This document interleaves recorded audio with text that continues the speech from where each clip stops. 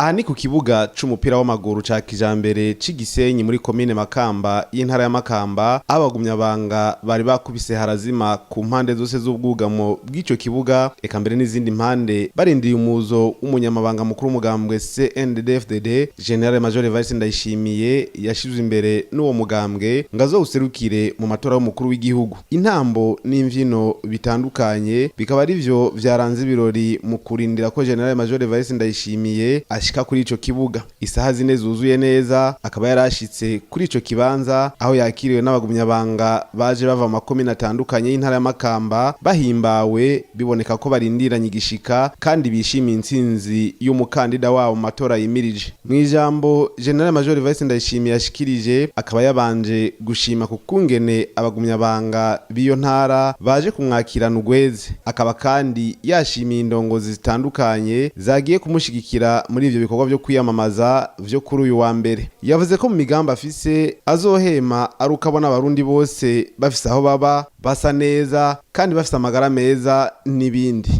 Tumaze kuronka amagara meza, tukaronka aho turara, tukagira morale y'akazoza, tukaba twamaze kwigisha urwaruka ubuhinga bwo gukora ibikorwa abasigaye ko duhingura itunga kama Imana yaduhaye. Abarundi duhishije cyane cyane abagumyabanga mwarakanuye. Narindi ngaho hepfo y'Inyanza racyo umunsi umwe, hanyuma turiko turatera inkuru n'abagumyabanga nza numva bambwiye bati mbega uribuka ca gihe hari hakiri ba Yorogo ngaho muri Tanganyika ntitwigera tubura akaboga, none habuze iki?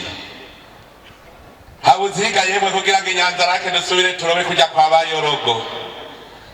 Murazi ingene akaboga hajya muri Tanganyika kiriko karadutwenga ngo umukeke uravuka ugakura ukagira mariage ugasaza ugapfa ukihamba, ariho turi intuze kandi Imana yaturemeye umukeke ngo tuwufungure.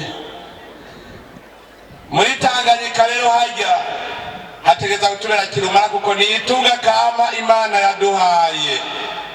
Tanganyika nukushiraho uburovyi kugira ngo rijya tunga ziyafungurwa Imana yaduhaye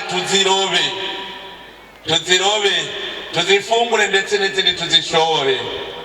Tanganyika hajya rutegeza kutubera kirumara dushireho ikivuko.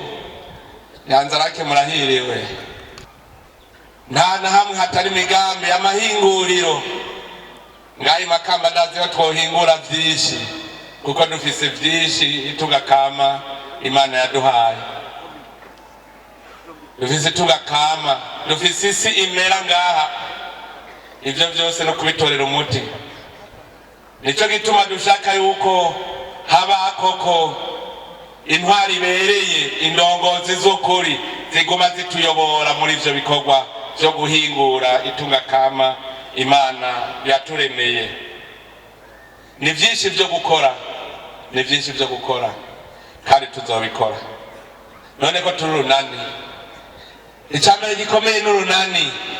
Tugize urunani byose birashoboka.